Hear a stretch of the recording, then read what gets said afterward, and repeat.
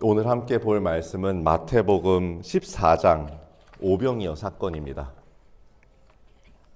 마태복음 14장 13절부터 21절까지의 말씀을 같이 읽도록 하겠습니다. 예수께서 그 말을 들으시고 거기에서 배를 타고 따로 외딴 곳으로 물러가셨다. 이 소문이 퍼지니 무리가 여러 동네에서 몰려 나와서 걸어서 예수를 따라왔다. 예수께서 배에서 내려서 큰 무리를 보시고 그들을 불쌍히 여기시고 그들 가운데서 앓는 사람들을 고쳐주셨다. 저녁 때가 되니 제자들이 예수께 다가와서 말하였다. 여기는 빈들이고 날도 이미 저물었습니다. 그러니 무리를 헤쳐 보내어 제각기 먹을 것을 사 먹게 마을로 보내시는 것이 좋겠습니다. 예수께서 그들에게 말씀하셨다. 그들이 물러갈 필요 없다. 너희가 그들에게 먹을 것을 주어라. 제자들이 예수께 말하였다. 우리에게 있는 것이라고는 빵 5개와 물고기 2마리밖에 없습니다. 이때 예수께서 말씀하셨다. 그것들을 이리로 가져오너라. 그리고 예수께서는 무리를 풀밭에 앉게 하시고 나서 빵 5개와 물고기 2마리를 들고 하늘을 우러러 보시고 축복 기도를 들으신 다음에 떼어서 제자들에게 주시니 제자들이 이를 무리에게 나누어 주었다. 그들은 모두 배불리 먹었다. 남은 부스러기를 모으니 12광주리에 가득 찼다. 먹은 사람은 여자들과 어린아이들 외에 어른 남자만도 5,000명쯤 되었다. 아멘. 오늘 말씀은 너희가 그들에게 주어라 라는 제목으로 오늘 말씀 살펴보도록 하겠습니다. 오늘 오병이어 사건에서 예수님을 만나봤는데 사실 예수님은 세례 요한하고 많은 연결점이 있습니다. 애시당초 두 사람의 어머니가 친척간이기도 했고요. 그리고 두 사람 다 SNF파의 영향을 받아서 광야에서 사역의 발걸음을 시작했습니다. 두 사람에게서 공통적으로 나타나는 주요 사역은 천국 복음의 선포였습니다. 회개하라, 천국이 가까이 왔느니라. 제가 오늘 보는 성경 말씀이 텍스트가 좀 익숙하지는 않죠. 이게 세번역 버전인데 한국교회에서는 이제 기존의 개역개정 성경으로 보던 거를 세번역으로 넘겨보기 위해서 꾸준히 조금씩 바꿔보려고 노력은 하고 있어요. 저희도 예성교단에서는 본교단에서는 세번역 사용을 권장은 하는데 사실은 이게 쉽지가 않아요. 기존의 개역개정으로 성경을 워낙 오랫동안 봐왔기 때문에 장단점은 조금씩 있는데 개역개정 성경도 세번역 성경도 이제 마찬가지로 원어에 충실한 번역이기는 하다만 이제 세번역 성경으로 하면서 조금 더 친숙한 단어들, 표현들을 이제 찾아서 쓰다 보니까 오히려 좀 덜 거룩해지는 게 아닌가라는 걱정들을 하긴 하더라고요. 사실은 이제 저는 세번역을 항상 쓰려고 노력을 하는데 그런 저조차도 이미 암송하고 있던 구절들이 개역개정이니까 세번역 성경 원문을 보면은 항상 좀 이게 좀 하나님의 말씀의 정확한 거룩함을 드러내는 데는 아쉬움이 있는 게 아닌가라는 생각을 종종 하긴 합니다. 어쨌든 천국 복음을 선포합니다. 회개하라, 천국이 가까이 왔느니라. 이거 개역 개정 버전이고 회개하여라, 하나님 나라가 가까이 왔다. 이게 세번역 버전이죠. 하나님 나라, 천국 똑같은 말입니다. 하늘 나라가 가까이 왔다고 표현하죠. 시기적으로 세례 요한이 먼저 선포를 합니다. 회개하라 먼저 선포를 하고 예수님도 사실은 비슷한 시기에 약간 뒤쳐져서 선포를 하기는 시작하셨는데 본격적으로 선포를 하신 시기를 성경에서 뭐라고 표현하냐면 세례 요한이 잡혀가고 나서부터 예수님께서 그 광야에서 요단 강가에 나와서 회개하여라 하늘나라가 가까이 왔느니라 말씀하고 계십니다. 선수교대를 하시는 느낌인 거예요. 그래서 공통적으로 두 사람 다 기득권자들로부터 핍박받았는데 그리고 나서 오늘 이 오병이어 사건도 세례 요한의 연대기와 밀접한 연관이 있습니다. 바로 세례 요한이 헤롯에 의해서 죽임당하고 나서 그 직후의 모습입니다. 결국 세례 요한은 처형당합니다. 그런데 세례 요한을 죽인 헤롯 왕이 예수님의 소문을 들었어요. 예수님의 소문을 듣는데 예수님의 소문도 듣고 그 사람에게 얼마나 많은 무리가 몰려드는지를 듣고 나니까 세례 요한이 분명히 죽었는데 다시 살아난 거 아니야? 세례 요한의 환생은 아닐까 싶을 정도로 이 사람이 순식간에 사람들을 빨아들이는 게 너무나도 무서운 거예요. 사실 헤롯은 세례 요한을 잡아놓고서도 사실은 자기의 정적이나 마찬가지였고 자기의 지지 기반을 흔드는 사람임에도 불구하고 쉽게 죽이지 못했어요. 세례 요한을 죽인다는 게 너무 두려운 일이었기 때문에. 두 가지 이유였습니다. 첫 번째로는 이 사람이 진짜로 하나님의 선지자가 아닐까 싶은 두려움도 있었고요. 그리고 세례 요한의 압도적인 민중 지지력 때문에 나의 정치적인 생명이 다하는 것은 아닐까, 이 두려움도 있었습니다. 예수님을 만나서도 마찬가지였어요. 그러니까 예수님이 더 이상 그 세력을 확대하는 걸 원치 않았습니다. 그래서 예수님을 한번 만나봐야 되겠다라고 온건하게 표현하고 있는데 원 의도는 그도 잡아 가둬야겠다라고 헤롯이 마음을 먹자 예수님께서 일단은 피신을 하십니다. 그래서 지금 배를 타고 소식을 듣고 외딴 곳으로 갔다고 합니다. 예수님께서 그 소식을 들으시고 거기에서 배를 타고 따로 외딴 곳으로 물러가셨다라고 말한 여기 외딴 곳이 나오죠. 외딴 곳.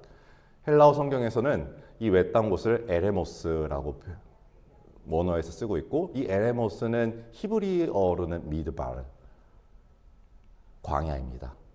광야로 갔다고 표현을 해요. 그런데 광야로 가기는 갔는데 그 광야가 조금 애매합니다. 오병이어의 장소에 대해서는 사실 아직도 좀 의견이 분분한 점이 있어요. 성경에서는 명백하게 한 곳을 말하고 있는데 문제는 성경과 전통이 조금 의견이 다르기 때문입니다. 오병이어 기념교회가 있어요. 우리가 모자이크, 오병이어 모자이크 알고 계시죠? 도자기 모자이크. 한국 도자기에서 예전에 그 오병이어 모자이크로 도자기를 만들어 가지고 팔았었는데 정말 예뻐 가지고 인기가 많았었거든요. 오병이어 모자이크가 있는 곳이 오병이어 기념교회라고 하는 곳인데 그 장소가 가버나움에서 멀지 않아요. 가버나움은 갈릴리 북서쪽에 있는 도시거든요. 가버나움에 가까운 그 자리에 정확히 말하는 이제 타브가라고 하는 곳인데 그 타브가에 오병이어 기념교회가 있습니다. 이게 주후 4세기에서부터 유래된 장소예요. 그러니까 주후 4세기 때부터 순례자들이 끊임없이 그곳에 방문해서 이곳에서 오병이어가 있었대, 그 사건이 있었대 라고 이야기하면서 예배를 드렸고 한동안은 그 장소가 유실되어서 가지를 못하고 있다가 한참 이후에 중세 때 다시금 그 자리에서 그 모자이크 타일을 발견하면서 이곳이 그곳인가 보다 해서 거기에 오병이어 기념교회를 세웁니다. 그 자리는 타브가 갈릴리 북서쪽에 있는 장소인데 문제가 하나 있습니다. 타브가는 장소가 애매해요. 우선 수천 명, 여기 오늘 성경에 5천 명 나왔죠. 성인 남자 5천 명. 약 추산하기로는 여자와 아이와 노인까지 합치면은 항상 곱하기 4 정도를 하면은 대체로 수가 나오니까 2만 명 정도인데 2만 명 정도의 사람이 뜨문뜨문이라도 모여서 있을 만한 자리가 없었어요. 오병이어 사건에서 분명히 예수님께서 이들을 무리지어서 이제 그룹으로 묶어서 앉게 하시고 그들에게 빵과 물고기를 나눠주는 장면이 나오는데 그렇게 할 만한 장소가 없었습니다. 그래서 그만한 장소가 어디일까라고 찾아봤더니 성경에서 나오는 내용을 그대로 따라가 봤어요. 마태복음에서는 고향에 머물던, 그러니까 나사렛과 가버나움 그 근방이죠. 나사렛은 갈릴리 기준으로 서쪽으로 가서 살짝 남쪽으로 내려갑니다. 가버나움은 서쪽으로 가서 북쪽으로 올라가는 자리죠. 나사렛 근처에서 머물던 예수님이 소식을 듣고 갈릴리로 가서 바다를 배를 타고 건너갔다고 표현해요. 그러니까 갈릴리 남서부에 있는 예수님이 갈릴리를 건너서 북서부에 있는 갈릴리를 건너서 오병이어의 기적을 행하고 다시 북서부에 있는 게네사렛이라는 곳으로 건너갔다고 말씀하시고요. 누가복음에서는 아예 갈릴리 북동부에 위치한 벳세다에서 기적을 행하셨다라고 오병이어의 구체적인 장소가 기록되어 있습니다. 요한복음에서는 갈릴리 남서쪽에 있는 디베랴, 여기도 나사렛과 가까운 항구였어요. 디베랴에서 배를 타고 건너가서, 위치는 정확하게 안 나옵니다. 배를 타고 건너갔다고만 해요. 거기서 기적을 행하시고 다시 배를 타고 가버나움, 갈릴리 북서쪽으로 가셨다라고 말을 하고 있습니다. 정확히 말하면 어쨌든 이 서쪽에서 배를 타고 갔으니까 아마도 이 타브가 말고는 벳세다 인근이었을 거야가 이제 우리가 성경을 통하여서 보는 해석입니다. 문제는요, 이곳이 광야와 적합한 장소인가 하는 장면이에요. 지도를 보면은 갈릴리 바다의 북동쪽에 벳세다가 보이죠. 저 초록색이 넓게 되어 있는 곳이 벳세다가 위치한 벳세다 평원입니다.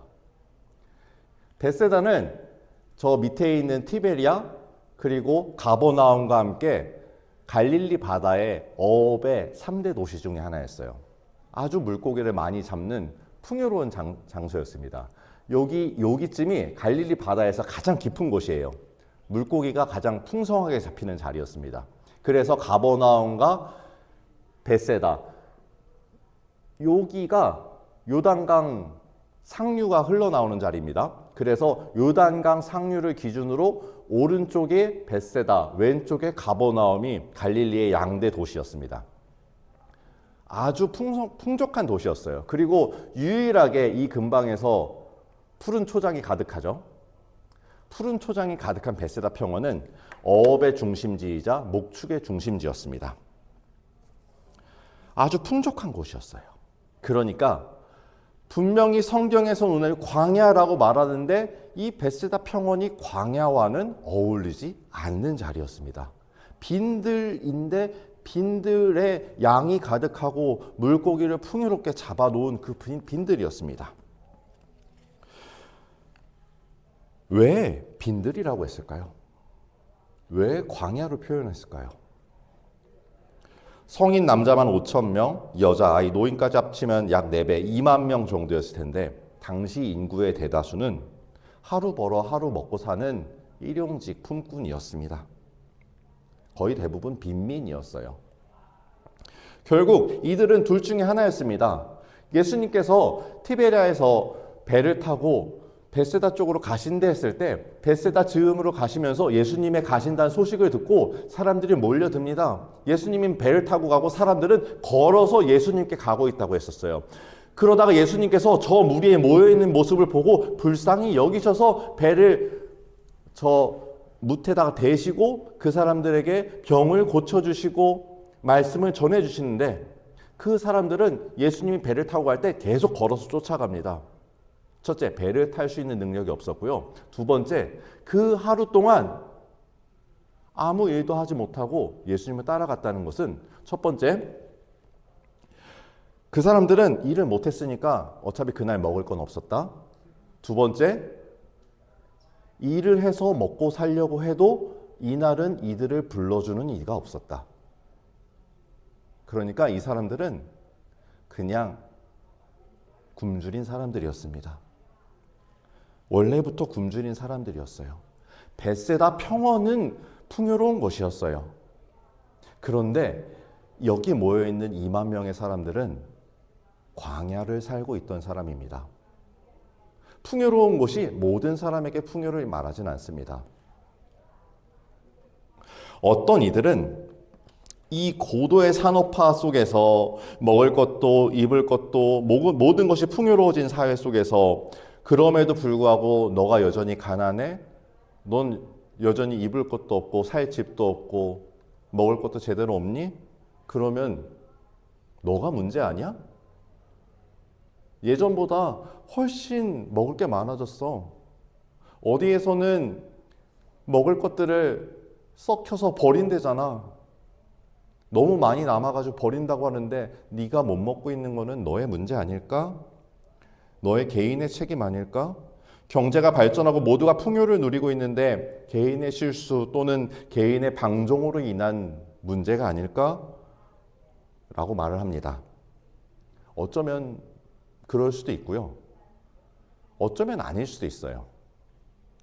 중요한 건 뭘까요? 중요한 건 예수님이 이들을 불쌍히 여기셨다는 점입니다. 오늘 본문에서는 무리의 굶주림의 원인을 말하고 있지는 않습니다. 왜 굶주렸는지, 이 사람들이 얼마나 굶주렸는지 이런 걸 말하고 있지는 않고요. 다만 이 사람들이 굶주렸고 예수님이 보시고 불쌍히 여기셨다라고 말하고 있고요. 제자들도 그 사람들을 걱정합니다. 예수님, 이 사람들 하루 종일 굶고 있어요. 어떻게든 먹을 걸 좀 구해서 먹으라고 보내야 되지 않을까요? 의사가 환자를 치료할 때 왜 다쳤는지, 누구의 잘못인지, 누구의 책임인지 물어보던가요? 의사는 한 가지만을 생각합니다. 이 사람이 다쳤다. 이 사람이 아프다. 그러니까 나는 고친다. 예수님께서는 왜 아픈 건지, 왜 힘든 건지, 왜 문제가 생긴 건지, 왜 고통당하는 건지에 주목하시는 게 아니라 고통당해서, 아파서, 힘들어서 내 앞에 찾아온 이들을 고친다. 그거 하나만을 생각하셨습니다. 요한복음 9장에 나오는 날 때부터 눈먼 사람 기억나시나요? 실로암 못에서 진흙으로 눈에 대기도 하고 나았죠. 그 사람을 봤을 때 사람들이 뭐라고 묻던가요? 이 사람이 눈먼 사람으로 태어난 것이 누구의 죄 때문입니까? 부모의 죄 때문입니까? 본인의 죄 때문입니까? 그냥 사람들의 질문도 아니고 사실 제자들의 질문이었습니다. 사람들은 여기에 관심이 있었어요. 왜요? 왜 그럴까요? 뭐가 문제였을까요? 누구의 잘못일까요? 그런데 예수님은 보고 불쌍히 여기셨어요. 왜 불쌍히 여기셨을까요? 태초에 하나님이 천지를 창조하실 때 보시기에 참 좋았더라. 보시니까 참 좋으신 그 세상을 만들고 하나님도 보시기에 참 좋으셨는데 하나님이 좋으셨던 그 하늘도 꽃이 핀 들판도 사랑하는 가족들의 얼굴도 날 때부터 눈먼 자는 단 한 번도 본 적이 없습니다. 그러니까 예수님은 그냥 그 사람이 너무 안타까우셨어요. 불쌍하셨습니다. 이걸 성경적인 용어로는 긍휼히 여기셨다라고 표현하는 겁니다. 이 사람이 눈이 안 보이는 원인이 중요한가요? 중요할 수도 있어요. 나중에는 중요해요. 그런데 지금은요, 먼저 이 사람이 눈이 안 보인다는 사실, 그러므로 인해서 고통 속에 살아가고 있다는 사실, 천국 복음이 가까이 왔지만 이 사람이 삶 속에서 천국을 누리지 못한다는 그 사실이 가장 중요했습니다. 예수님은 눈먼 사람을 불쌍히 여기셨습니다. 이게 예수님의 관점이에요. 예수님이 세상을 바라보는 방법이었습니다. 그리고 그 사람의 문제를 고치십니다. 오늘 예수님의 앞에 있는 무리가 처한 문제는 굶주림의 원인이 아니라 굶주림 그 자체였습니다. 굶주림으로 인한 고통 그 자체였습니다. 예수님께서 무리의 문제를 보시고 제자들에게 말씀하셨죠.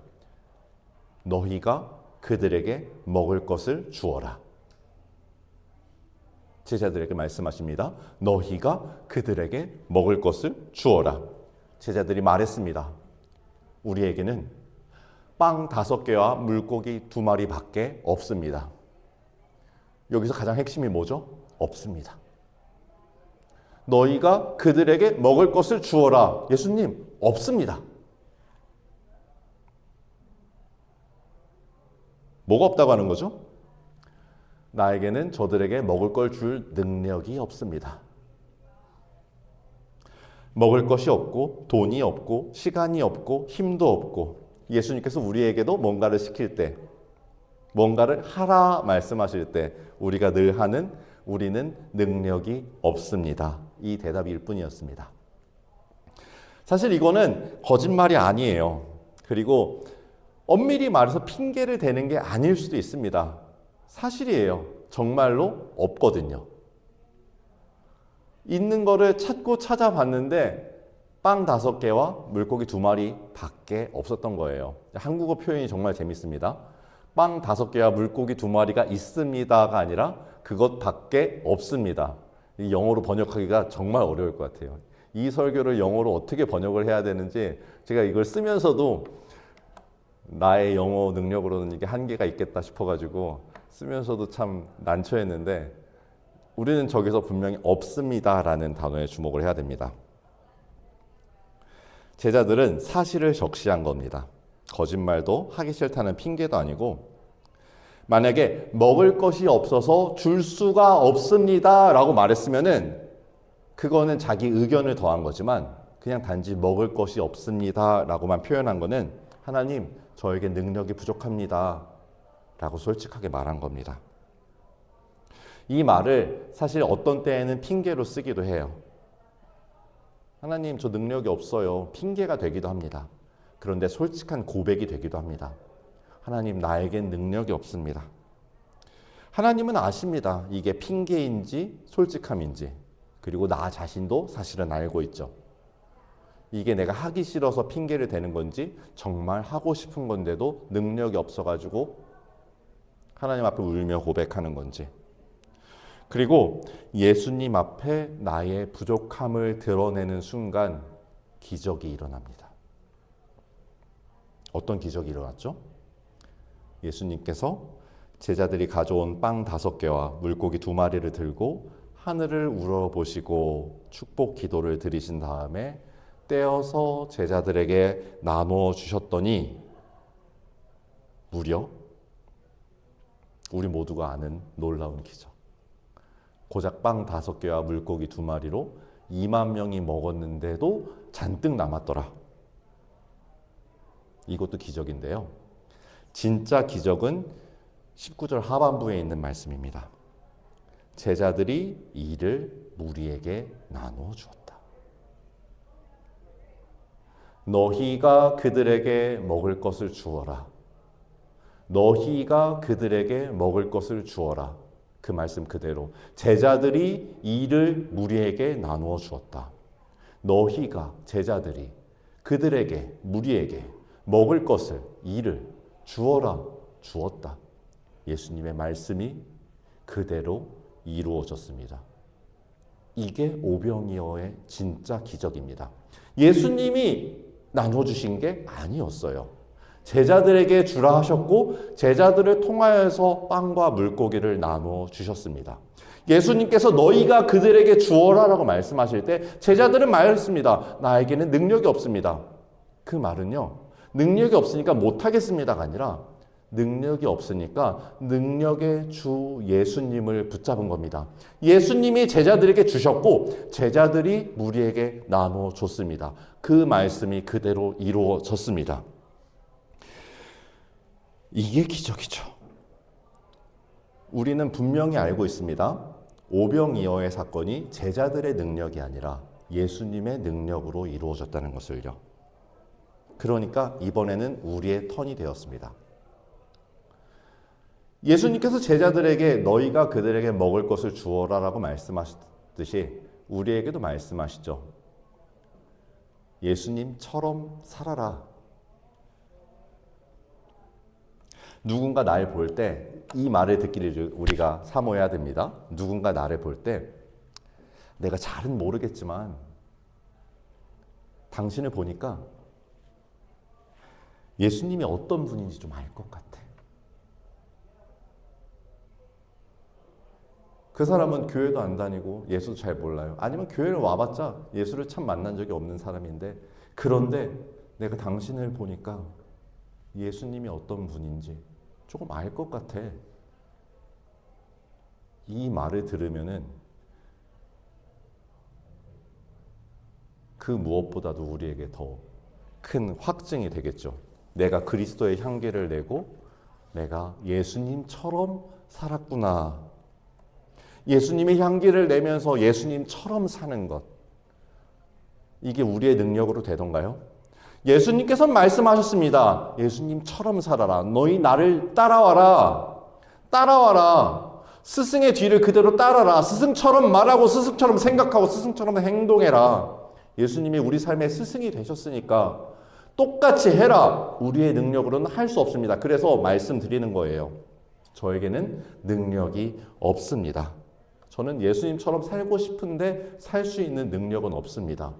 라고 솔직히 말했더니 예수님께서 내가 가진 거를 받으시고 하늘을 우러러 축복 기도를 하시고 다시 나에게 주셨더니 그걸 가지고 예수님의 능력을 가지고 예수님처럼 사는 겁니다.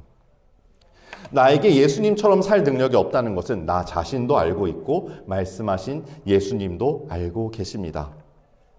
예수님처럼 살라는 명령 앞에서 주님, 제가 정말 예수님처럼 살고 싶은데 제게 능력이 없어요 라고 몸부림치며 솔직하게 고백할 때 예수님의 능력으로 살 수 있습니다.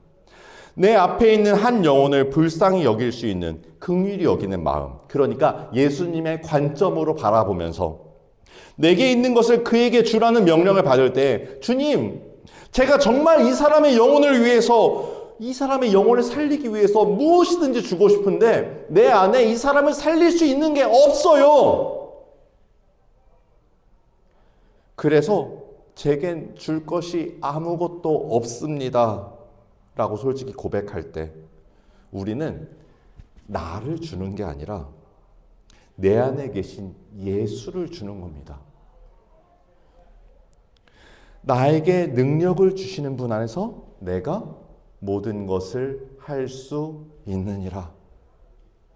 내 능력이 아닌 예수님의 능력으로, 예수님의 관점으로, 예수님의 능력으로 예수님처럼 살아가는 것입니다. 우리 지난주에 이 찬양을 이렇게 모른다는 사실에 저 너무 충격받았는데 다 모르시나요? 당신은 지금 어디로? 이 찬양이 그렇게 오래된 찬양이던가요? 제가 이 찬양을 부르고 나서 이걸 들은 사람마다 다 물어봐요. 당신은 그래서 나이가 어떻게 되셨습니까? 아니, 딱 보이는 것만큼 되었습니다. 저는 이 찬양이 너무 익숙했었는데 당신은 지금 어디로 가나요? 발걸음 무겁게. 이 쉴 곳도 없고 머물 곳도 없이 지치고 힘든 영혼은 누구에게 보일까요? 당신은 지금이라고 말한 이 노래 부르는 사람은 어떤 사람이었을까요? 아무나 이 사람을 보나요? 아니요. 예수님의 관점을 가진 사람만 볼 자격이 생긴 거예요. 아무에게나 보이지 않으셔요. 하나님은 나를 소중히 여기셨지만 그도 소중히 여기셨기 때문에 그를 붙잡아주고 그에게 예수를 전달해주고 그 삶으로 예수를 말하는 사람, 내 안에 예수가 뛰쳐나오는 그 사람의 눈에만 보여주십니다. 그렇게 준비된 사람에게, 예수님의 관점을 사모하는 사람에게 보여주시면 원인도 책임도 따질 것이 아니라 아픔에 공감하고 예수님처럼 긍휼히 여기는 그 사람에게 보여주시면 예수 믿으세요. 예수 믿으세요. 예수를 믿으라고 말할 수 있는데요. 그게 내 입술에서 나오는 말이 아니라 그들에게 전할 예수는 무엇입니까?